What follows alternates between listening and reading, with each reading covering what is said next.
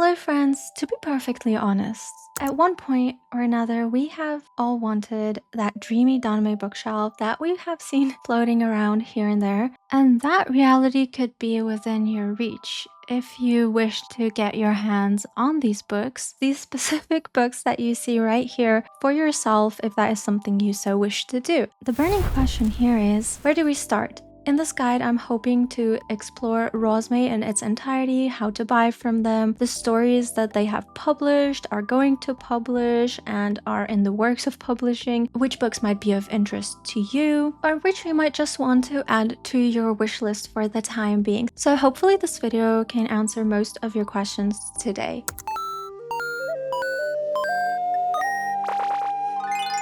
I've been meaning to make a full guide on how to buy danmei books from rosmei for the longest time because it is quite a recurrent question that you run across on Reddit and TikTok. It pops up every now and again. If you're even a fraction of a little active in the danmei space, then the name rosmei might ring a bell. They are a Singapore-based publisher that originally focused on releasing books in Chinese, but in recent years they have secured licenses for English translations of danmei novels, with distribution based in Singapore primarily, but we will get to that later. And this is where most buyers usually get stumped. So if you have at any point been confused about how to order, or you just want to explore what series they offer, you're not even maybe on the market to buy, you just want to know, then this video should hopefully have you covered. I'll be inserting clips of the physical copies that I already own by them and that I have on my shelf, but there are still a lot on their way, so if I'm not able to include everything here, I'll most likely feature them in future videos, and perhaps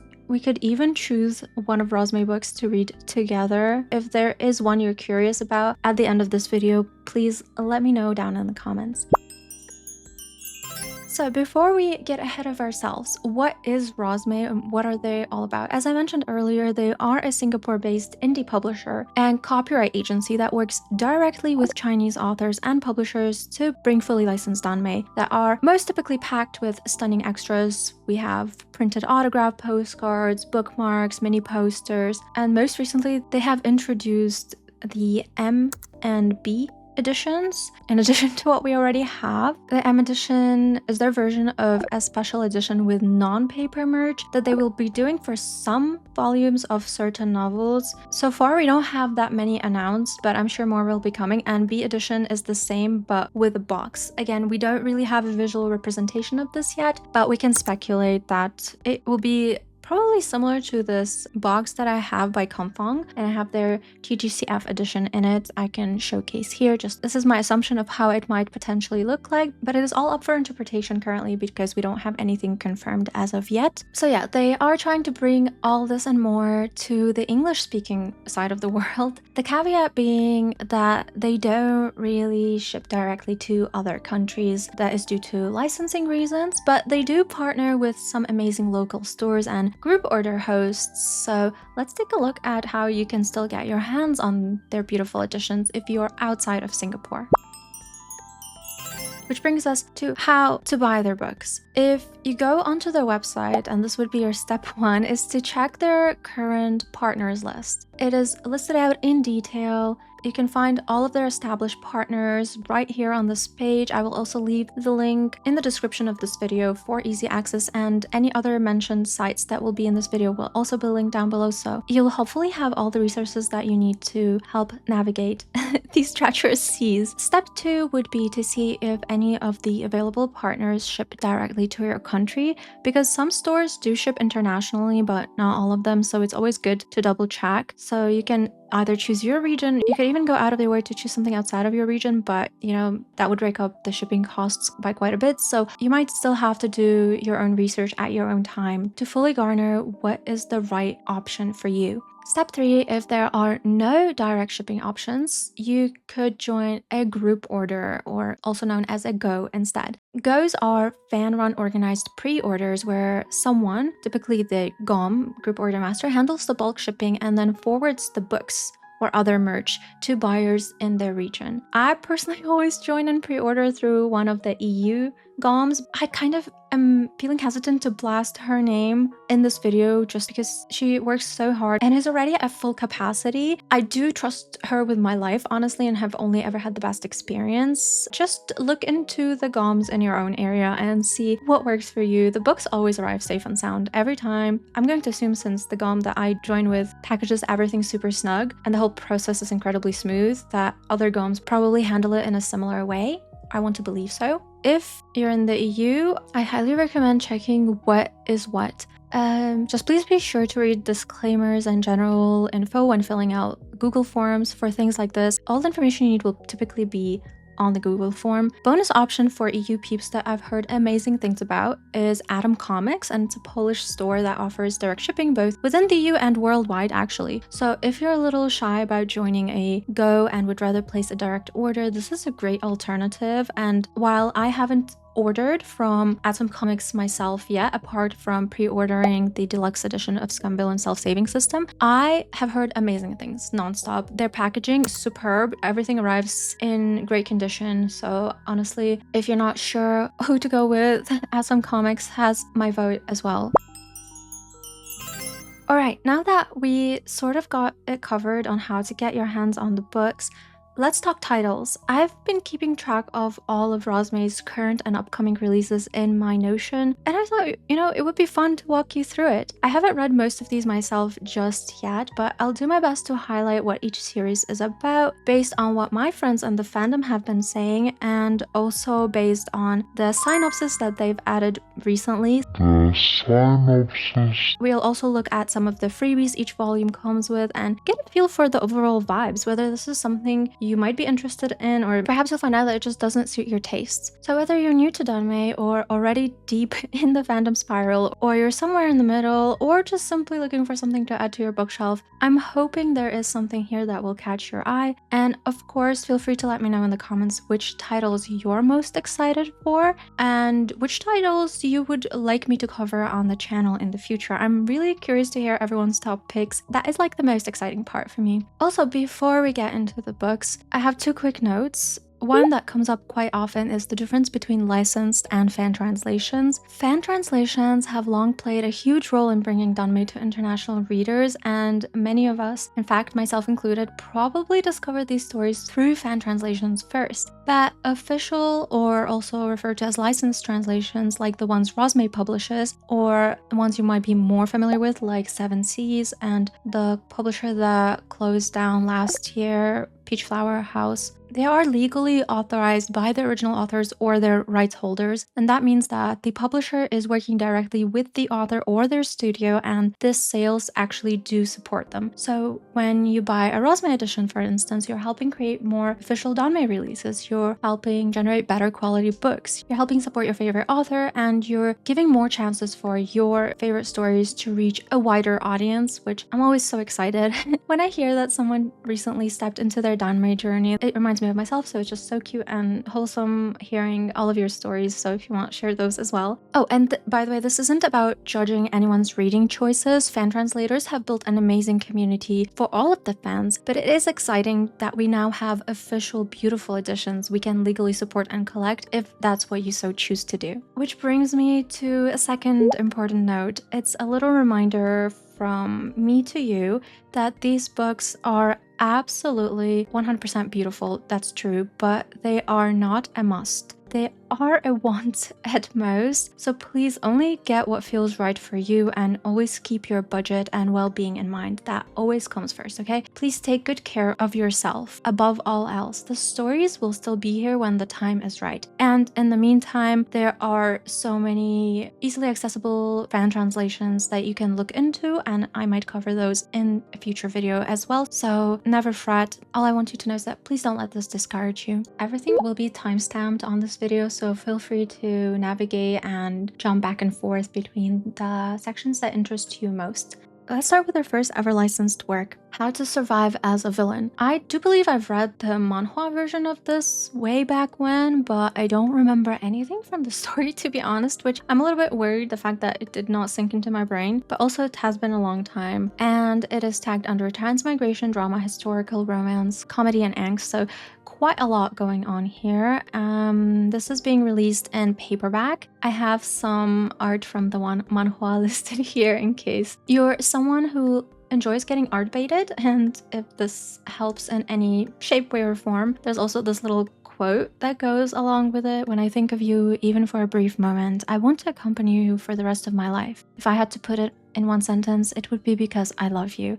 I love also getting quote baited. For me, getting art baited and quote baited, they go hand in hand. I also have the cards linked here for myself to revisit. And there's also the chapter preview that rosmei have provided. So you can definitely check these out on their website too. They will typically post like a little snippet of the translation. And you can also check if it's something you're vibing with. Do you like the translation? Do you enjoy the story so far? I feel like it's enough to tell you everything you need to know whether this will be something you're excited for. Of course, there's always exceptions. Sometimes you might think something is interesting based on this little preview, and then you read it and you find out that it's not exciting as you thought, or the other way around. It might seem a little bit dull, but the more you read it, it might get exciting. So of course, there's always exceptions. Exceptions to the rule are to be expected, but overall, we're going to keep it as a whole on the general. I feel like I just said a bunch of phrases that made no sense together. So what is this story about? From my understanding, in the story, the MC wakes up inside a stallion novel.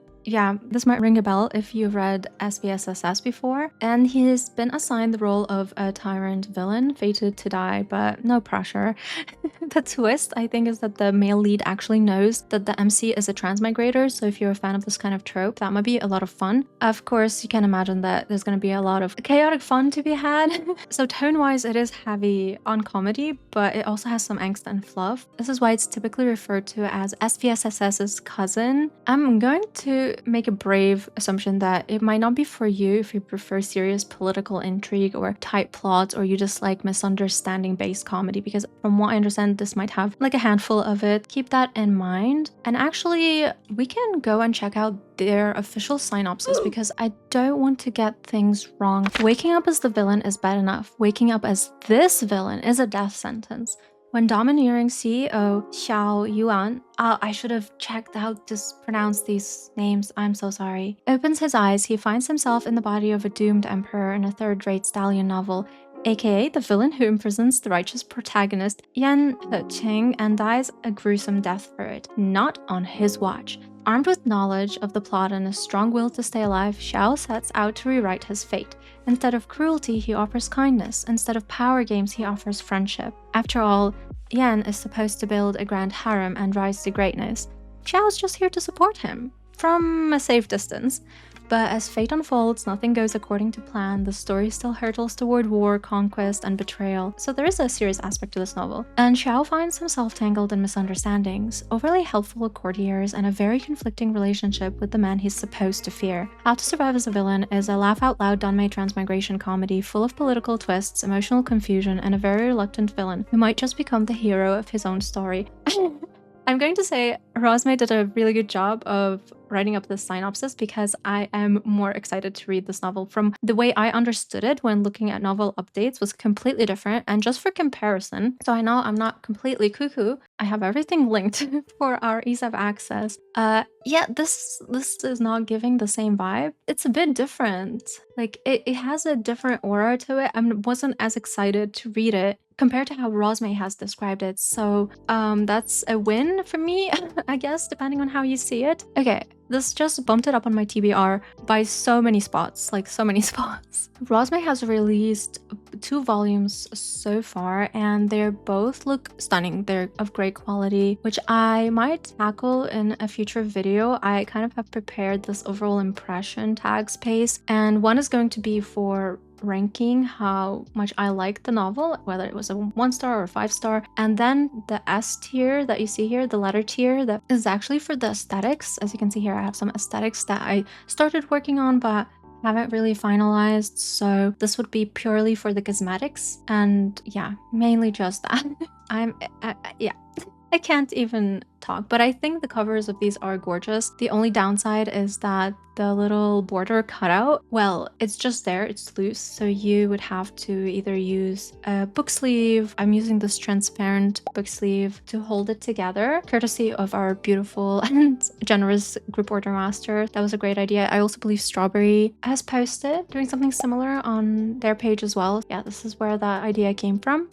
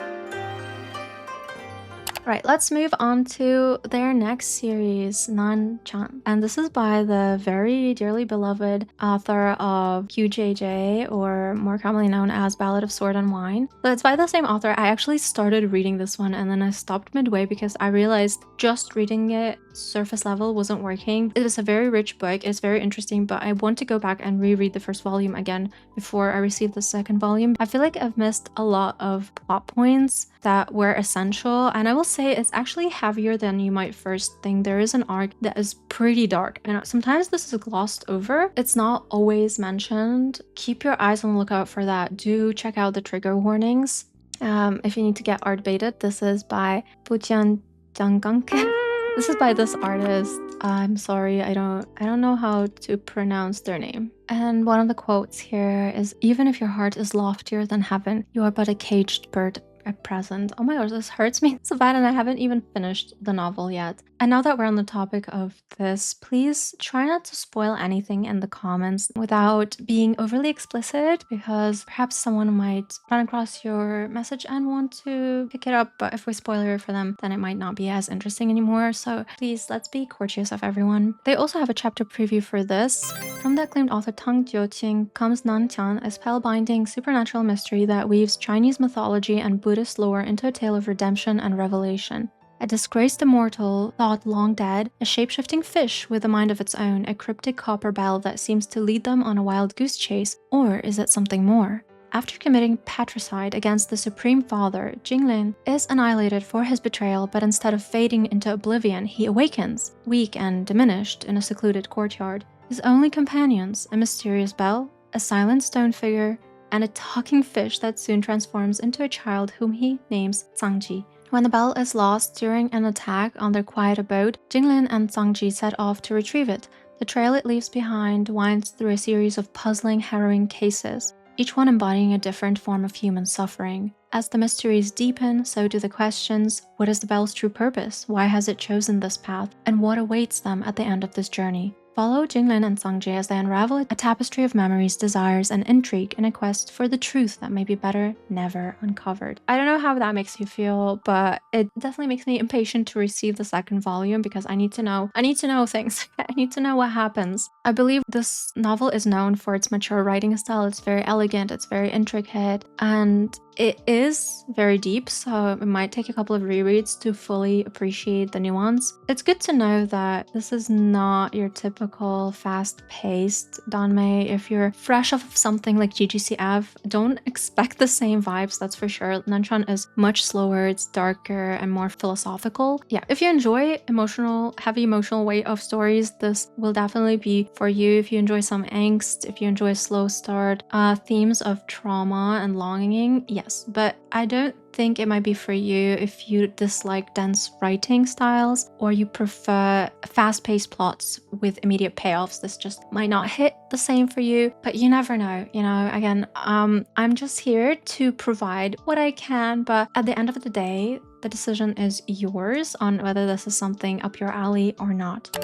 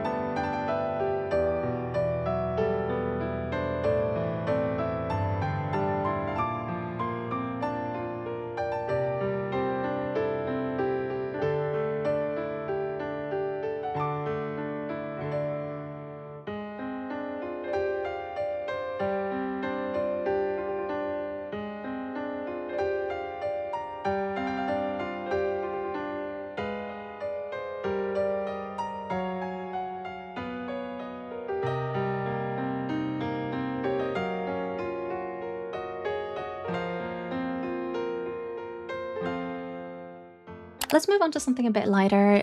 Don't You Like Me? I've read this a very, very long time ago, but I still remember the cutesy vibes. It's only going to be 2 volumes, so in a sense we can say this is fully published at this point, right? Let's take a look. Lin Feiren never asked to see ghosts, but thanks to a pair of yin-yang eyes he unknowingly inherited from his grandfather, he can't stop seeing them. The ability brings him more frights than thrills, like the horrifying discovery that his dorm room isn't home to just 2 people, but 18. And the 16 extra roommates?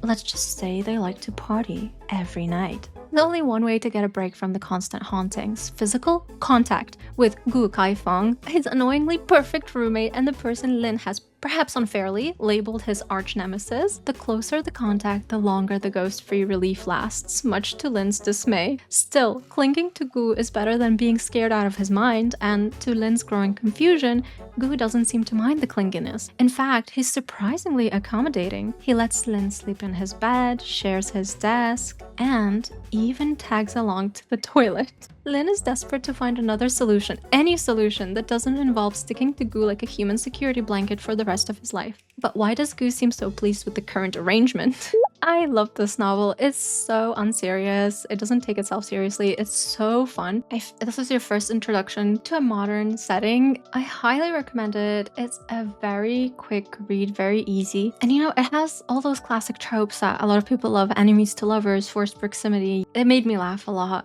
And even tear up a little at one point, so it is a bit fast, the romance, and it's quite light on emotional depth. But if you're after a little supernatural comfort read with a bit of good vibes, I feel like this one might be a treat for you. Mostly fluff and fun. It is definitely not for someone who is looking for a deep or slow burn romance, or if you again dislike misunderstanding tropes. But I don't have anything bad to say about this one. I personally like it. It's very good. Nothing revolutionary, but really fun.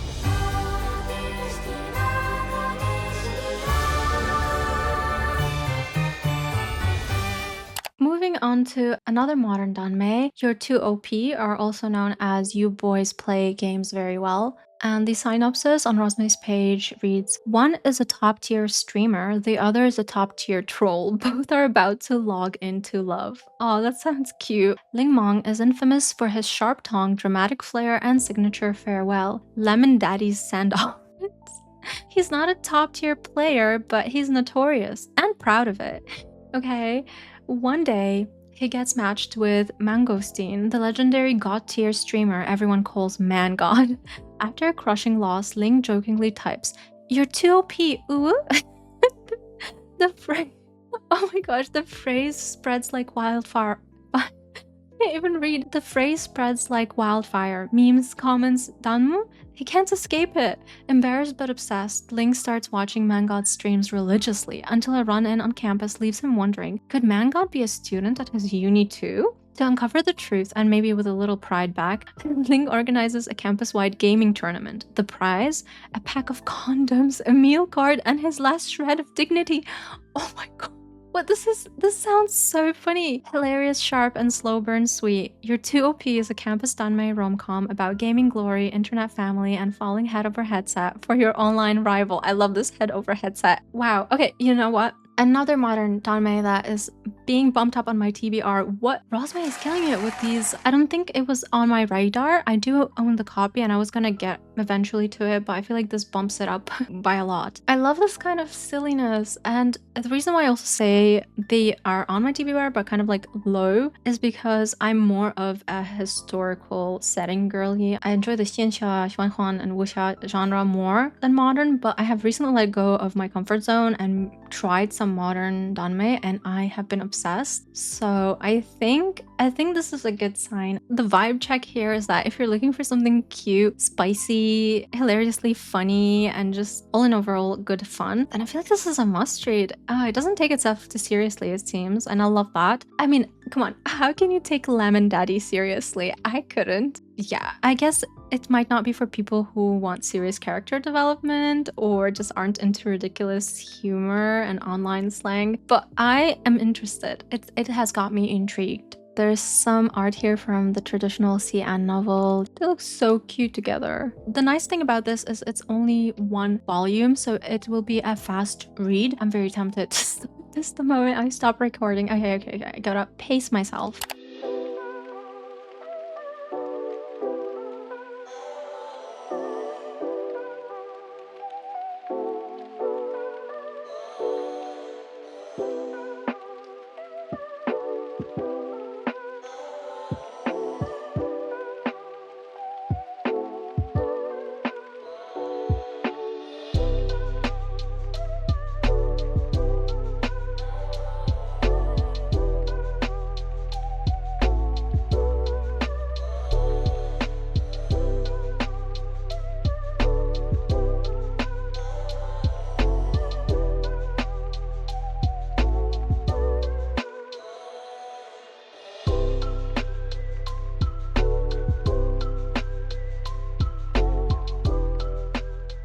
Next one is everyone loves the canon fodder, and I have a couple of friends who have been urging me to read this, so I'm just realized, why is danmei so addicting? I don't have the time for all these novels and I need to make time because how am I missing out on all these gems? Okay, so let's check it out. Everyone loves the canon fodder. He read the novel, he knew how the story would end. Ooh, it's a transmigration modern story? I don't think I've ever read any of these. He knew how the story would end, but now that he's inside it, he'll do anything to change it. When Song Yu wakes up in the world of gentle restraint, he's no longer just a reader, he's a character. The pampered, sickly heir of a powerful family, Song Yu was barely a footnote in the original plot. But this time he has a mission: protect the beautiful and enigmatic Xie, whose tragic fate became the twisted centerpiece of the story. Xie is cold, brilliant, and always alone. Song remembers him from the book as the boy everyone wanted to possess, but no one truly loved. Determined to shield him from the toxic people lurking behind perfect smiles, Song inserts himself into Xie's secondary school life, whether the other boy wants him there or not. And their lives begin to tangle, challenge, and quietly reshape each other. Song begins to realize the plot isn't following the book at all. The deeper he gets, the more uncertain he becomes. Is he truly in control of the story, or has something else already changed the ending? Okay, I'm going to be honest. This synopsis does not grip me as much as the others, but I just heard good things from people who have read it. It's going to be 3 volumes. The art is baiting me, that is for sure. Also, I just realized I still have the quotes from Nanshan in some of these. You never saw this. You never saw this. There, like nothing ever happened.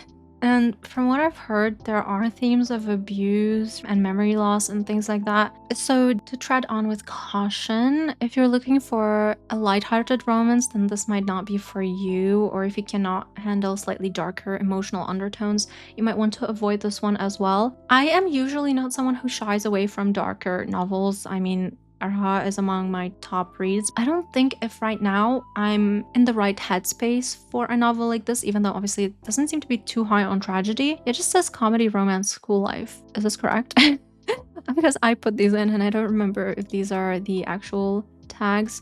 Yeah, it is. Okay, it does have mature tag as well, but it doesn't have tragedy, right? Doesn't seem to be. There is abusive characters. Okay, so it's a slow romance as well. Yeah, so far this is the one that I might keep a little bit until the moment is right for me to read it. But if you are in the mood for something like this, then hey, check it out. At least feel free to take a look at the preview chapter that they have on their website. There's a prelude here and a little bit extra. Imagine it's not even that sad, and it's just me.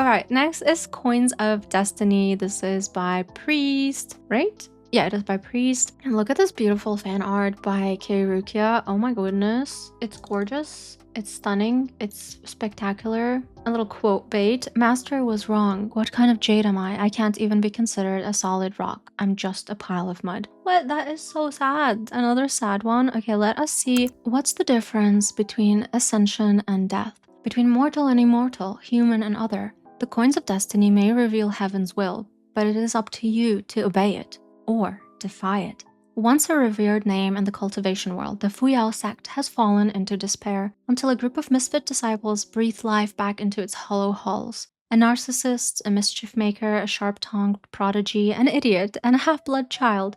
Together, they forge a bond stronger than any spiritual root. Oh, so it's like a newfound family? That's cute. Among them are Chen, who joins the sect at age 10 with nothing but a sharp mind and a guarded heart, and Yan Zhangming, the reluctant senior disciple who must grow into the role he never wanted. Through bloodshed, brotherhood, and bitter truths, their journey unfolds over the span of a century. As these young cultivators rise through the ranks, they must face not only external threats, but the ever-changing nature of their own hearts. Fate is cruel, power is fleeting, and sometimes the only thing more painful than failure is surviving. Coins of Destiny is a sweeping xianxia epic about defiance, devotion, and the families we choose, set against a world where the line between immortality and humanity is dangerously thin. Okay, I love Newfound Family. It reminds me of Word of Honor, or I guess as well qiangyeke, another one of Priest's novels. So I am optimistically cautious, and the reason why I say optimistically cautious is because I've heard people say it's not that interesting. I don't know, it seems like this type of post pops up on Reddit every now and again with people saying like, what, how did you guys read this novel? It's not that great. I wouldn't know. I haven't even read Prelude. I haven't even read like the opening chapters or anything, but it's going to have 4 volumes. It has cultivation and I am into cultivation, so maybe for me it might be something I might end up enjoying, but I don't know yet. This is why it's not also making it to the top of my TBR, just because it feels like some posts have put me off it a little bit, and it is more slow paced, but also it seems to be emotional, and I guess there's less action. It's not as action packed. Maybe that's why people tend to find it more on the boring side. So my guess is it might not be for you if you want romance driven stories or you just can't get get into cultivation or those like world building heavy narratives. But I will reserve my own personal judgment until I actually give it a read, because I obviously don't know whether I will like it or not.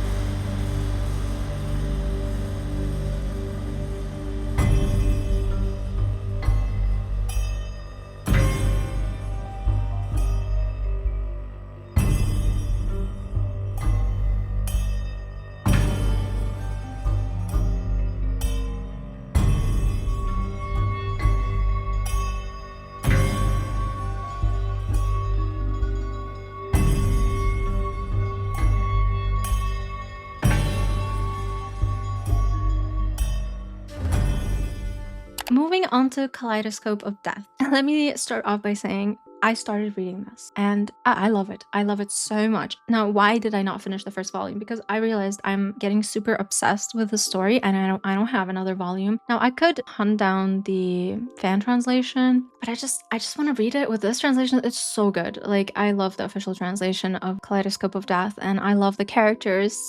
I have so many notes. I'm obsessed with the story. I can't say anything else. So this might be very, very, very biased take for this one. I do apologize. But yeah, it's unlimited flow meets horror escape rooms sort of vibe and some shameless flirting and a cat. There's a cat. I love cats, so I don't know how it cannot be a perfect read, okay? And I'm kind of into unlimited flow, I think. I like how I'm saying I think. One of my favorite novels is Don't Pick Up Boyfriends from the Trash Bin, and this one's unlimited flow too, right? No, it's not. I always confuse them. This one's quick transmigration. Mission failed. We'll get them next time. Okay, never mind. Never mind. Moving back to Kaleidoscope of Death, let's look at the synopsis they shared on their page to get more of a feel for the story, because I feel like I'm all over the place and not even telling you about the story at all. So, open the wrong door and you may never return. One ordinary day, Lin Qiushi discovers a black door in the corridor outside his flat, a door that shouldn't exist. When he steps through, he finds himself in a world governed by a deadly set of rules, where cryptic villagers speak in riddles, and the only way out is to take their obscure quote-unquote tests. The reward for passing? Icky. The penalty for failure? Death. From haunted villages to blood-soaked puzzles, Lin must solve increasingly strange and grotesque mysteries just to live another day. But he's not alone. Enter Ran Nanju, gorgeous, enigmatic, and unexpectedly lethal, who shows up in his room one night and whisks him into a secretive organization of seasoned door crossers. With each door they pass through, the truth behind the world grows darker, and the line between ally and monster begins to blur. Grim, gripping, and laced with razor-sharp banter, Kaleidoscope of Death is a danmei survival thriller where logic is your only weapon, trust is your greatest gamble, and laughter might be your last defense.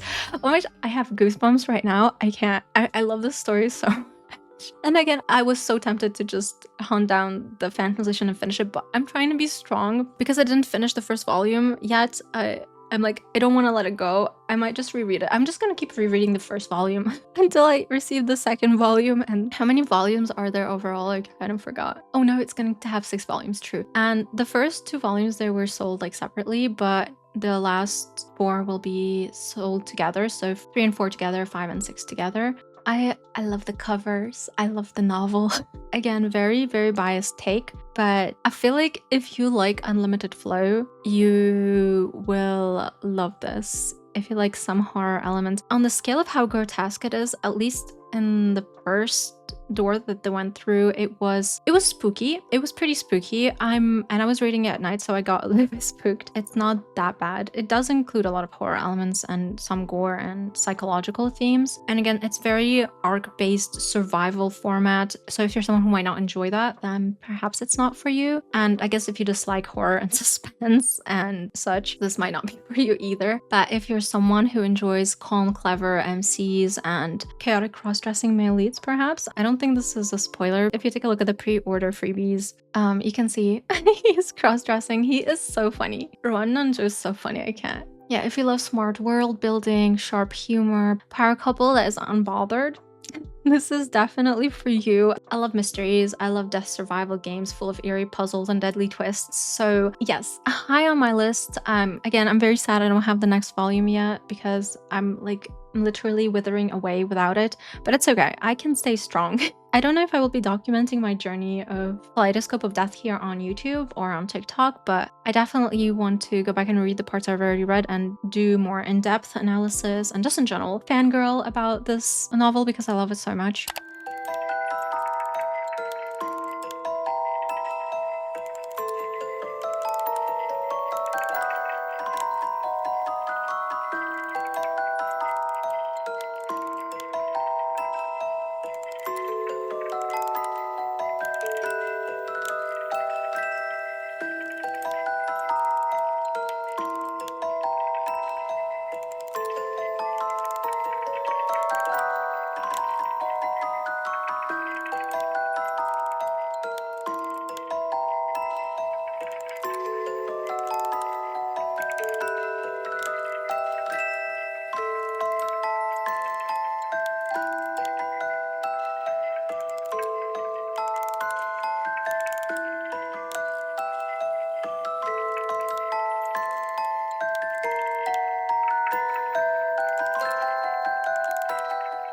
Enough fangirling, let's move on to the next. Drowning Sorrows in Raging Fire. I watched the donghua for this one, and from what I can remember, I did have a good time. I don't recall too much about it, but I do remember some of it. Here's a beautiful image by this artist on Weibo. There's a little quote bait as well. Life is but a dream, whether it be humans or butterflies. Is anyone more real than anyone else? Food for thought, that's for sure. On their website is as follows. Manifesting fire, seeing through walls, stopping time, abilities like these separate metahumans from ordinary people. Some metahumans serve as secret protectors, while others use their power for cheap gains. Some only wish to live quietly, and some seek to upend the world. Well, that took quite a turn. 3,000 years ago, the world looked very different, populated by beings from mythology's pages. But when the Jiao of old brought humanity to the brink of annihilation, Emperor Wu was forced to seal away the source of spiritual power, gifting the world to those without abilities. Now, someone is plotting to break that seal in a bid to reclaim what once was. When easygoing fire user Xuanji takes a job at the Anomaly Regulation Bureau to escape his mounting debt, is forced into a confrontation with the ancient demon Shang Lingyuan. Okay. I feel like I should have done my due diligence and researched these names because it feels like the right thing to do because I'm struggling. He's forced into a confrontation with the ancient demon Shang Liuan. What? With the ancient demon Shang Liuan. If I'm ever making a video on that novel in specific, I will definitely look up how to pronounce the names properly. This is way too many names for me to remember for a video like this, so please bear with me. I am trying my best. I don't speak Chinese, so I love the language, so hopefully one day. Enigmatic, aloof, and deeply broken, Shang Liuan seems to have a connection with the seal, and with Xuanji himself. Together with a team of quirky metahumans, they must uncover both present-day conspiracies and sorrows from millennia past, and perhaps stop trying to kill each other. Drowning Sorrows and Raging Fire is a haunting urban fantasy with biting humor exploring the lines people draw between each other and the ones they'll cross to be together. This is another one that I'm not particularly hyped about. And given my track record now, I'm starting to think, am I moving away from my favorite genre that is historical and mystery fantasy? I better not be. Ooh, more art baiting, by the way. Look at how gorgeous they are. This is another one that I'm unsure about, but have heard good things about. I love the idea of dual timelines and there being ancient war and then modern magical mystery. It sounds really, really appealing, but it's also priest, and I've only read 1.5 novels by her, and so far the writing was not something I could get used to. I'm not shelving her books yet. I definitely want to give them a shot, and what better way than these two novels? I don't know if I want to start first with Liu Yao or this one. I also have Stars of Chaos on my bookshelf, in my physical TBR, and it's tough. I've kind of been putting them off, and I feel a little bit bad about it. And the way it was presented to me is like this amnesia and pining and irresistible tension, which all to me equates to chef's kiss. I remember there's like wings, right? Like those fire wings. Anyway, I watched the donghua a long time ago as well, so it's been a while and my memory is a bit fuzzy. The adaptation I enjoyed, so I do recommend watching maybe the donghua adaptation first to see if you might be interested in this one before you decide to pick it up. I don't know if it has darker themes, but I assume it would. So if you are sensitive to those or you don't enjoy slow burn amnesia romance, then perhaps avoid it for now.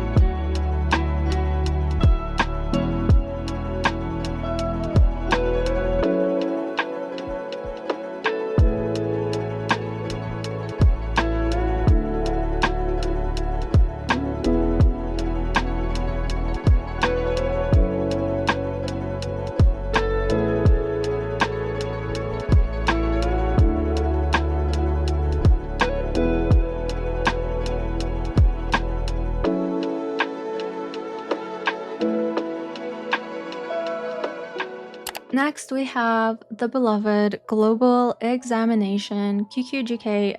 This pairing is special. I love this couple. I love this duo.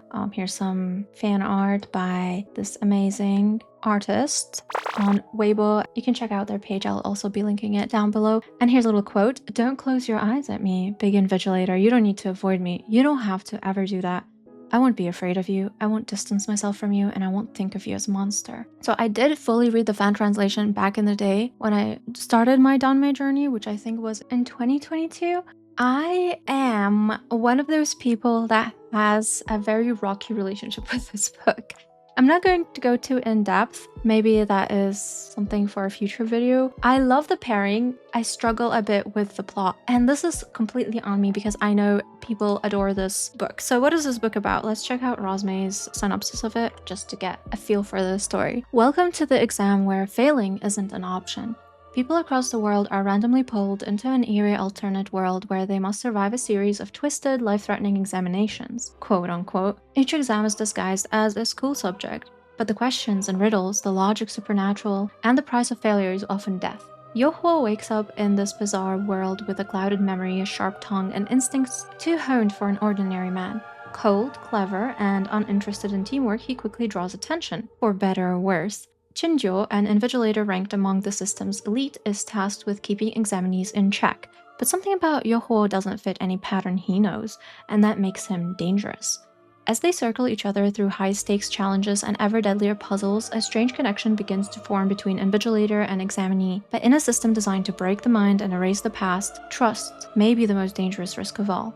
Darkly atmospheric, sharply intelligent, and laced with slow burn tension, Global Examination is an addictive unlimited flow danmei novel where every answer could be your last. And this makes it sound really, really good, and that's why I got hooked on it initially as well. I believe it was my first ever reading thread on Twitter that I created, and I had a lot of fun doing that. I've never done something like this. I've just read other people's threads of like novels that I had already finished myself. I thought it to be quite fun, and it was. So a lot of my love for this novel stems from that. But from a purely subjective stance, I feel like I might be a little bit more critical on this novel now, and the reason why I say this is I started reading the licensed translation by Rosmei, and I had like a lot of questions and a lot of gripes, not about the translation, but about the world that Musuli has created. I, again, adored the couple, and I still do. I just want to revisit the story again to see what I actually enjoyed about it and what didn't quite vibe with me. It is definitely something that you can try out. There is a manhwa out, so you can test the waters before you read or purchase the book, so it doesn't have to be a full commitment. But I could just be an outlier because, again, a lot of people loved this novel. And it's not like I don't like this novel. It's just from the ones that I have read, it is on the lower side. But I feel like I might just really revisit it fully at one point. And once all the volumes are out, I might just binge read it. Because I do remember I have 2 favorite arcs in this story, and I love them to bits, but the rest is kind of like up in arms. The manhwa has great art and it's definitely worth checking out, but the novel goes deeper. There's a huge sarcastic tone around it, which can be really fun, but it's very, very slow burn. Some arcs drag a bit, and the games can be clever, but not intrinsically so, and it's not as high stakes as other survival stories. The tension can dip. The leads are very competent, so yeah. I would say if you are someone who enjoys wild and weirdly romantic rides, sure, go for it, give it a try. I don't want to put anyone off of a story. Just because something didn't work for me does not mean it's not going to work for you.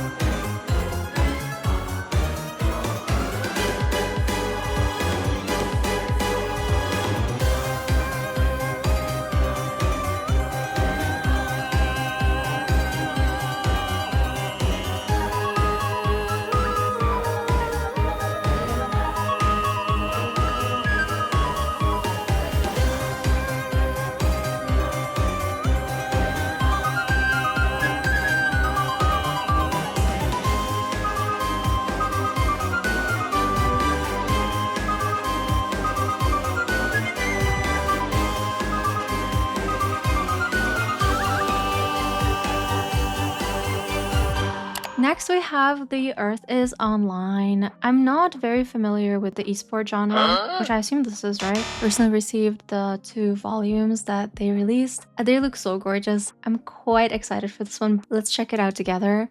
Ding dong! It's the 15th of November 2017. The Earth is now online. Without warning, black pyramid-like structures appear in the sky across the globe. Silent, looming, and utterly inexplicable, for 6 months, humanity watches and waits. Then, a childlike voice announces a new reality. Earth has become a game board. From now on, survival depends on playing by the Dark Sprite's rules. First, the Dark Spire is the final authority. Second, game time is between 6 AM and 6 PM. Third, all players must strive to conquer the Spire. Wait, what? Okay, each game is a test of wits, nerve, and sanity. Defy the rules and the punishment is death. Tang Mo, a quick-thinking realist, relies on strategy and reason to navigate this terrifying new world. Along the way, he meets Pu and Duo, a calm and deadly ally whose secrets run deep. As the two face increasingly complex and psychological challenges, a tentative bond begins to form, one built on trust, instinct, and the unspoken understanding between survivors. But the Spires are watching, and it has only just begun. This is another one that I'm quite intimidated to start. I'll be frank. I think I made a mistake. This is not esports. I like how in my head I just had this canonically be true, but okay. So it's unlimited flow, right? Yeah, it's unlimited flow, not esports. I think for me it's because it's the Earth is online, so I thought we were playing games. And I mean, we are playing games, but I'm confused. Oh, I'm scared. Looking at the reviews here, they're very mixed. Very mixed. But, you know, that's not going to scare me away, but it is not on the top of my lists for now. If you have read the story, do let me know what you enjoyed about it. In a spoiler-free manner, of course. From what I could garner from the reviews, the first 40-50 chapters might feel slow or confusing, but then people say the patience does pay off. It's about the world mainly, and survival, not really couple-centered. If you enjoy survival mechanics, that might be one for you. It is very plot-heavy. I don't have a problem with that personally, but it's not something I want to go for this very instant. I'm more prone to pick something else at this point in time.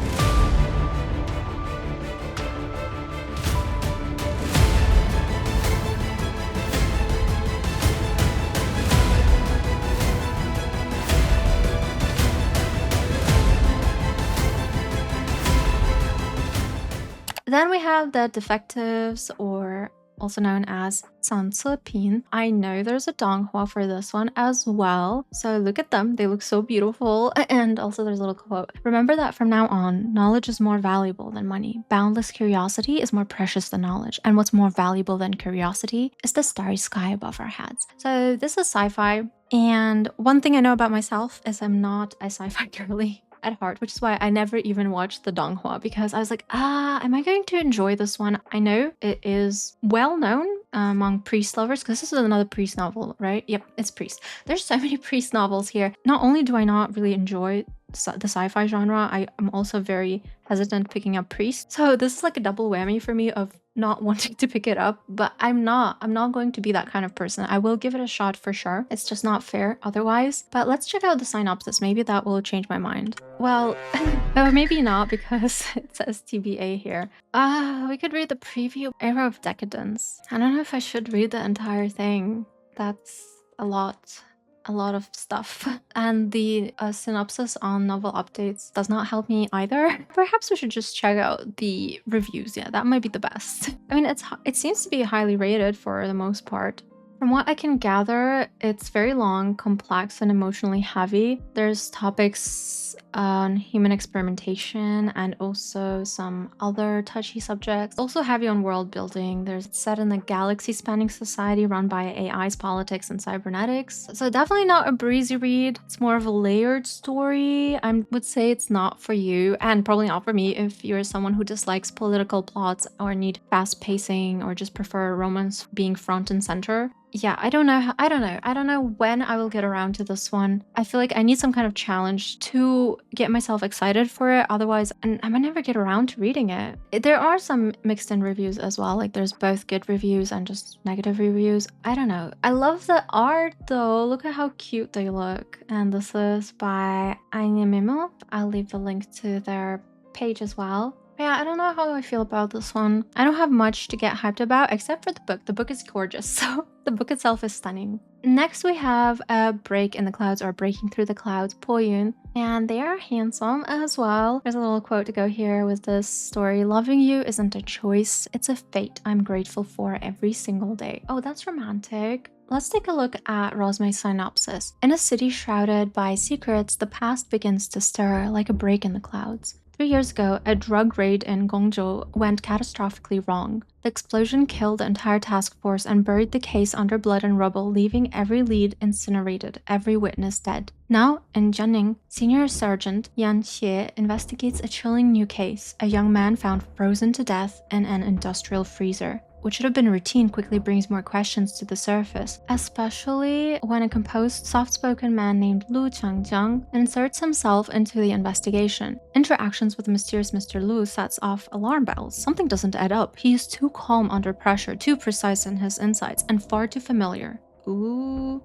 As Yan digs deeper, he uncovers a forgotten case file from Guangzhou. The name on the report? Jiang Ting. The photo? Unmistakable. The man who supposedly died 3 years ago is very much alive. But why did he disappear? What is he hiding? And what really happened 3 years ago? A gripping detective mystery about the past you can't outrun and the truth that won't stay buried. This is something more up my alley. This has got me intrigued, excited. I love a suspenseful plot with steady action and twists. So this sounds exactly like it. I'm guessing it has more of darker themes to it. So if you prefer lighthearted, fluff-filled reads, this is more gritty, intense, and emotionally complex. So definitely not for the casual reader if you're not into this sort of plot. Also, how gorgeous is this art? The artist does a great job. Like this, I'm being art baited really, really hard right now. I'm excited to read this one as well. It's also high on my to-read list. There's 5 volumes overall. Next is Hunt for the Leviathan. Is this Swallowing the Seas in Poyun 2? So is it a continuation, a spin-off? Is it featuring the same characters? Well, let's check it out and see. Every detective chases the truth. Some don't realize it's chasing them back. When reserved, soft-spoken officer Wu Yu joins the Qinghai police service, he becomes the newest member of the criminal investigation division under the notoriously sharp-tempered sergeant Bu Changhua. From day one, it's clear Bu doesn't like him, doesn't trust him, and doesn't want him there. But Wu isn't going anywhere. He endures the scoldings without complaint, slipping through the cracks with quiet obedience, yet beneath his gentle demeanor, something doesn't add up. and Bu can't stop watching. The masks Wu wears start to falter, revealing a man far more capable and far more haunted than anyone expected. As a wave of brutal crimes hit Shanghai, tied to a dark web platform known as the Mariana Trench, Bu and Wu are pulled into a deadly conspiracy that runs deeper than either of them imagined. And somewhere between bloodshed and betrayal, suspicion and trust, two men with fractured pasts begin to find in each other a reason to stay afloat. Hunt for the Leviathan is a gripping danmei crime thriller about secret survival and the quiet, relentless pull between two men who learn slowly, painfully, that even in the deepest waters, it's possible to save one another. So it doesn't say that you have to have read the previous one, and now that I can see that they're different characters. So it's set in the same universe as Breaking Through the Clouds. Obviously, I feel like I'd want to read the first one. It's how I prefer doing it. And I've heard that the male lead is overbearing with a very rocky start. I'm still excited to check it out when it comes out, that's for sure. This next one is also a very dark one, even more so, Wine and Gun. From what I gathered, this has a morally black romance between two dangerous men. There's a lot of tension, brutal psychology, there's a lot of graphic violence, twisted mind games. It's also been pitched to me as Hannibal, but even more unhinged, and I love Hannibal. The series with Mads Mikkelsen. Yes. I don't know if Rosmei has a synopsis up for this, but let's check it out. Oh, unfortunately they don't. Okay. So let's take a look at novel updates then. It says Albarino was a forensic pathologist at Westland Forensic Bureau. He was single, witty, and would go out for a drink with his colleagues, just like any other forensic pathologist. Except for one thing, he was secretly a psycho serial killer. Okay. For the longest time, Albarino had a normal 3.1 line life from home. So this says here, a boring, monotone, unchanging life. Okay. Crime scene, his own or someone else's, until one day, another psycho serial killer unintentionally killed his target he had planned to kill for 3 months. It's a serial killer / serial killer romance. I'm kind of here for it. I'm really here for it. This sounds like it's going to be so dark and good. With all his meticulous planning ruined, he was pissed off. So he decided to provoke the other serial killer himself. Is this considered like a spoiler a little bit? Or no, I hope it doesn't, because I know sometimes novel updates does spoil things. I try to avoid it whenever I can because I don't want to be spoiled, but this looks so good. I may be a little scaredy cat and I try not to read spooky things, but I don't know why this kind of psychological aspect always intrigues me. I enjoy reading about something so different. I would definitely say this needs a heads up. It's not for someone who can't handle extreme content like full-on serial killer romance with graphic descriptions of gore, is what I'm assuming, mental instability and so on. Yeah, I love the supposed unhingedness, so I'm here for it. That's all I gotta say. It's a pretty lengthy novel too. There's going to be 7 volumes in total, so it's an investment. If you feel like this is not something for you, then avoid at all costs. I love how I also put the pa tag here. Don't mind that. Smut incoming. All right, next we have Albert from Earth. I couldn't find much information on this one. I want to see if they have any synopsis on their page. Oh, they do, good, because there isn't that much info online. Like, I don't even have a novel updates link or anything. Their synopsis says, in a galaxy ruled by power and politics, 2 men from opposite worlds share one fragile escape route and a ship called Albert. Oh, so Albert is a ship.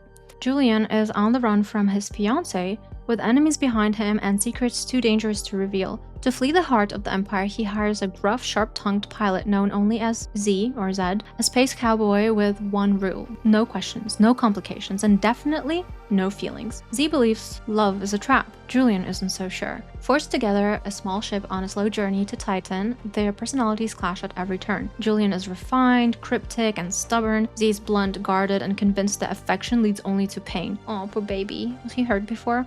But amid bursts of dangerous adrenaline and long stretches of starlit silence, something between them begins to shift. As distant stars pass by and threats close in, 2 men with nothing in common begin to orbit one another in ways neither expected. Albert from Earth is a tender, slow-burning sci-fi danmei about love and exile, the price of freedom, and the quiet gravity that pulls even the most distant hearts together. Okay, surprisingly, even though I earlier said I don't want for sci-fi, this looks like it's not as heavy on the sci-fi, but I could be wrong. And if it really is not that heavy on the sci-fi, then it might be easier for me to digest. and enjoy. I also love this artwork from the Korean edition, so pretty. Yeah, I'm more open to giving this one a shot. It just seems more approachable, less challenging. I could also eat my words later. It just feels less daunting for me. And again, just a reminder, this is all my own personal opinions. You can just take the core info and apply it to yourself. Don't let me influence you too much. Just presenting like a brief look at the story and then providing my own inputs.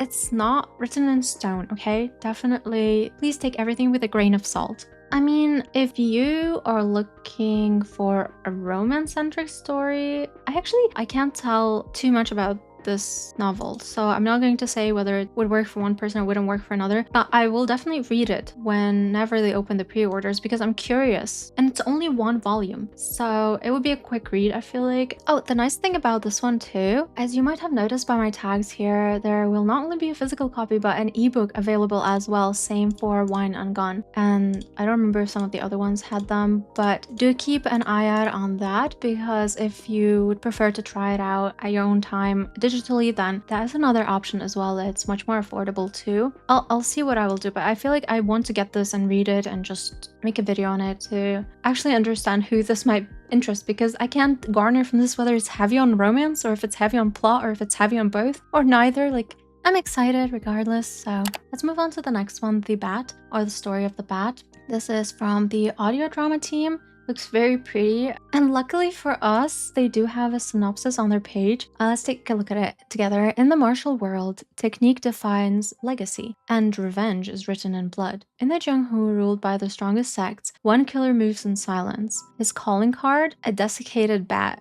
Okay. His method? Striking down his targets with their own martial arts. One by one, elite cultivators fall, leaving behind only confusion, fear, and whispers of a spectre known only as the Bat. Enter Bai Shaoqing, third son of the prominent Bai family, overlooked and dismissed due to the circumstances of his birth. Graceful and enigmatic, he moves through the world with quiet precision and hidden purpose. The world sees an unremarkable student, but beneath the silk lies a blade. When the Jianghu's most respected leader, Feng Long, arrives at the Bai estate to investigate mysterious murders, he finds himself drawn to Bai Shaoqing for more reasons than one. As schemes unfold and alliances shift, the game of cat and mouse grows more intricate and more intimate. The Bat is a hauntingly intricate danmei wuxia tale of revenge and restraint, where every move is calculated and even the heart may be part of the plan. I'm a little conflicted on this one. It sounds intriguing, but I also have my reservations. So if I'm understanding this correctly, they cross paths together. It's like an old school danmei with a dark martial arts twist. I also remember someone saying it has heavy BDSM themes.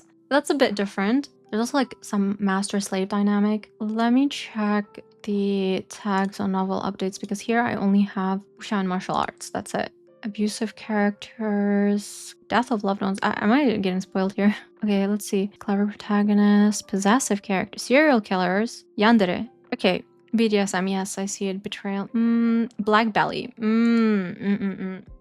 I would most definitely tread with caution on this one. I don't know if this is like a consent-driven relationship or not. I can't quite garner, and it doesn't really say anything explicitly. So I will save all of my thoughts for when, you know, they open a pre-order for it and when I get the book. It's going to be a hardcover, and also there's going to be an ebook format too. That's good news for if you're unsure about whether you want to own this book or not. A lot to consider.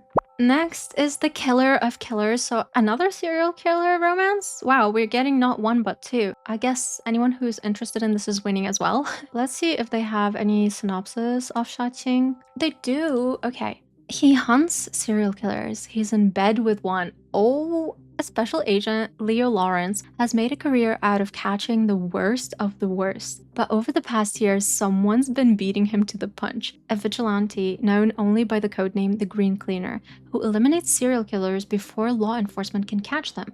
When Leo's domineering sister asks him to look after her soft-spoken fiancé, Bingqing, a Chinese student new to the US, Leo doesn't think twice, lest he stroke her fury.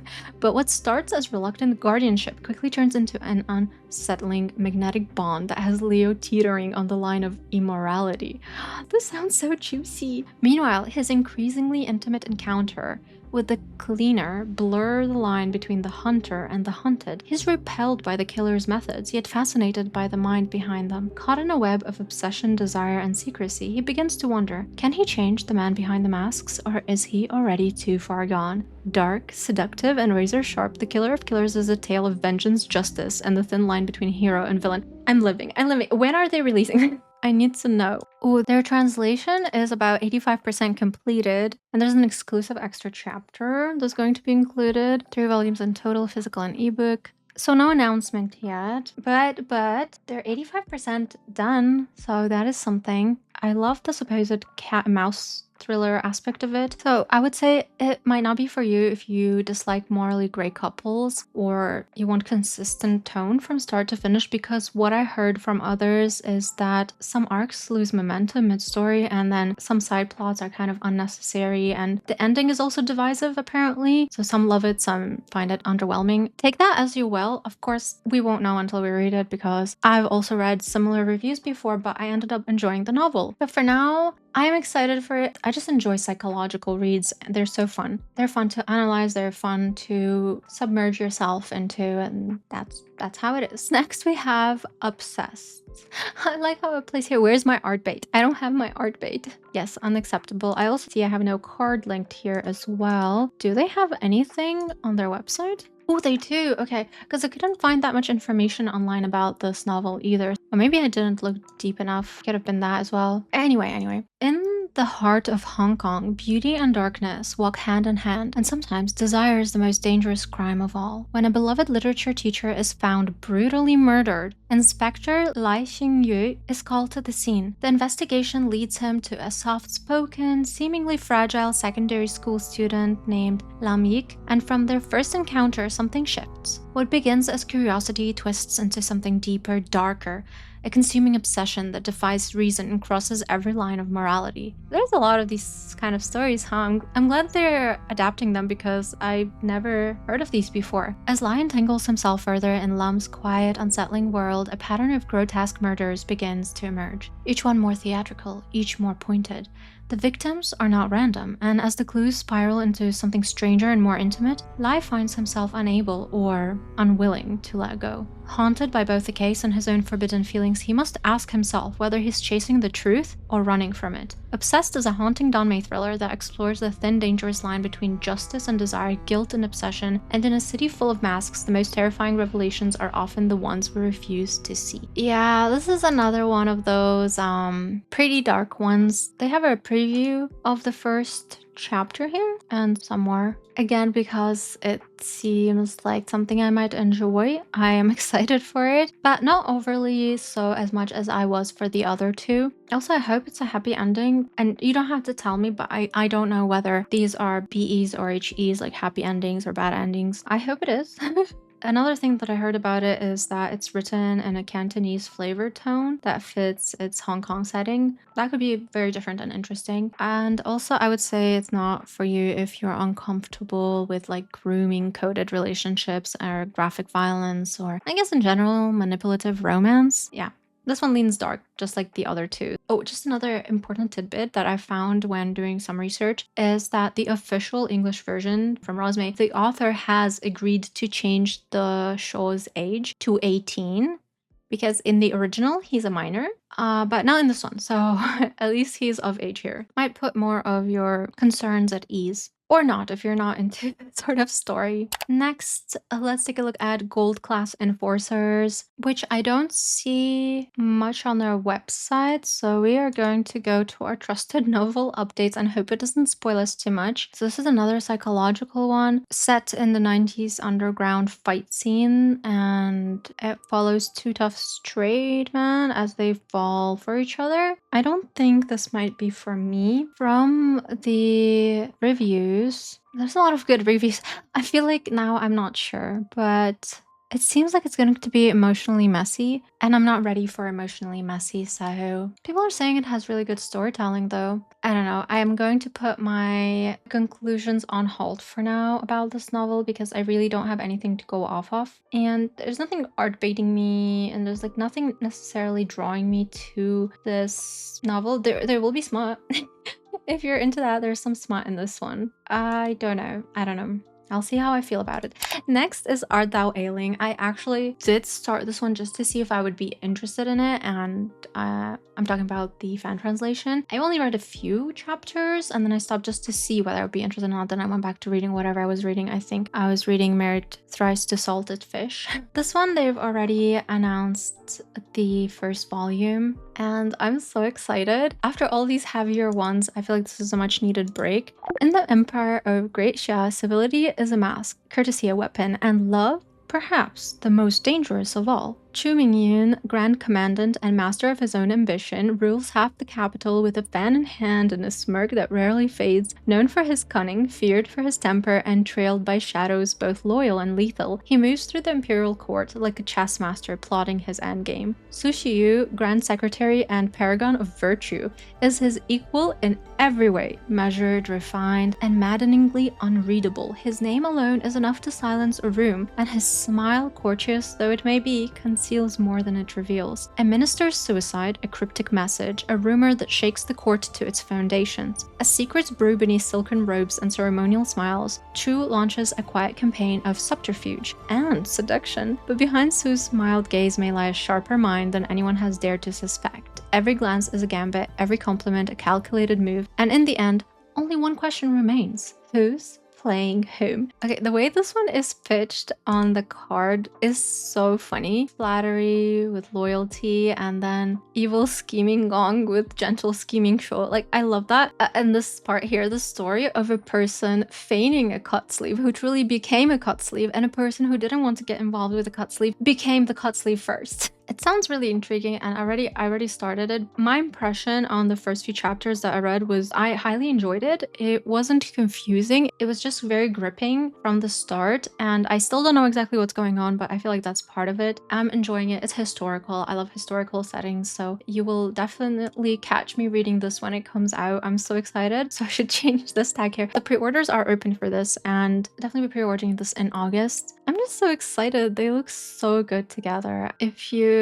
enjoy rivals forced into close quarters and a lot of tension and slow surrender, I love this kind of gradual romance. Yeah, definitely check it out. I believe you can still access the fan translation. Something to keep in mind is that the fan translation will be up until the pre-order ends on the 25th of August. If you still want to check it out before it's pulled from here, then definitely do give it a read and see how you fare with it. I, for one, am excited to order it and read it. Just 4 more novels, because the ones after that are the manhwa titles that they're picking up and the baiha, which I will cover in a separate video of its own. Let's get through these. We have Beyond the Snowstorm, or I Ride Through the Snowstorm. This is another court politics danmei. I don't see it currently on their main site, as in like there's no synopsis or anything like that. There's no chapter preview either. There's no card. Oh yeah, we don't have much to go on other than the description on novel updates, which is I ride through the snowstorm, originally to return home. Zhao Yun's ideal person was a man of great appearance and reputation. Apart from not liking him, there was nothing bad about him. Well, okay. That's great. Good for you, my boy. Oh, they're smart. In terms of reviews, so we have very little to go off of. But if you like palace intrigue and historical redemption, war tragedy filled plot, then I think you might enjoy this one. I know I will. And apparently, from what I've heard, it's also very smut heavy, and it starts from chapter 1. If you're not into that, then this might be one you might want to avoid. I'm excited to try it because it seems different from the things that I have read so far. I'm not one to shy away from difference, so I will definitely give it a shot. Also, this is a somewhat shorter one with 3 volumes planned. And then we have Tailhook. I'm someone who enjoys going down the rabbit hole and learning about planes because I have a fear of flying, but I have flown before. I just have a fear of it. And this kind of has everything it needs to have, okay? I am positively beside myself in wanting to read this because it's about 2 pilots, one complicated relationship, and they clash in the skies and in the bed, and they're bound by ambition, they're bound by rivalry, and they have like massive feelings that they don't know how to handle. And that's at least what I heard from people who have read it. There's also, okay, I don't think this is a spoiler because it's more like the tag. It has a reverse couple. Yes, Yes, there's a reversible couple here, so take that as you will. It's not fully balanced. I think one of the guys just tops 95% of the time, but still, you know, it's a rare win, so I will take it. And let's take a look at their synopsis here. To land safely, you have to catch the wire, but what happens when the fall is emotional and there's no safety net in sight? Chen once danced on the edge of danger, flying naval fighters, landing at 300 kilometers per hour on the narrow deck of a carrier, trusting a single tailhook to snatch him from disaster. Now, he's traded the adrenaline of military life for the calm skies of commercial aviation, piloting an A320 for Hainan Airlines. It's a quieter life, a lonelier one. That is until he meets Long Fong, sophisticated, self-assured, and effortlessly charming. The first Asian pilot in KLM navigates international routes with the same quiet confidence he brings to everything else. But beneath the polished professionalism lies something Joe recognizes all too well: turbulence. Thrown together by an unexpected connection and shared skies, the two begin a tentative romance tested by continents, competing loyalties, and wounds that run deeper than either man is ready to acknowledge. Ah, sounds so good. Tailhook is a tender, contemplative danmei romance about finding the courage to trust and learning that sometimes the most dangerous landing is the one that brings you home. Okay, this is a must. This is I need to read this like right now. Please. Thank you. That sounds so good. An adult love story where two messy people grow into each other and into themselves. That sounds so perfect. Like such a nice read. So we'll be on the lookout for this one too. So next is Tales of Zijin Temple, and there is not much info on this novel apart from that it is very heavy on smut. I feel like it's mainly just smut without plot. And there was like this little promotional art. I can definitely. Okay, look, I have nothing against smut. Don't get me wrong. I need to know what the story is about. But then again, why am I asking what the story is about when it's mainly, you know, just pa scenes?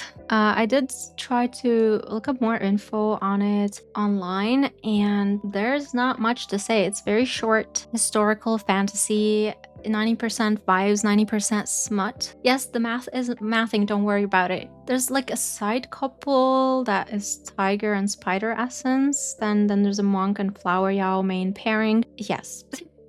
Yes, that's pretty much it. I don't know much else. It has very heavy smut and like xianxia style erotica. Very short and steamy, so, you know. Also, if you've been reading very serious novels, this might be a nice break. If you're craving a fantasy indulgence with a monk yao twist, this will offer you definitely a pure escape. I might get this just out of pure curiosity. I need to know how like graphic it is and like what is what, you know?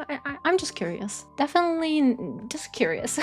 Last but not least is Love at First Thaw. I don't think they have anything on this as well. Yeah, nothing yet on their website about this series, but it looks really good. Why are there 3 characters?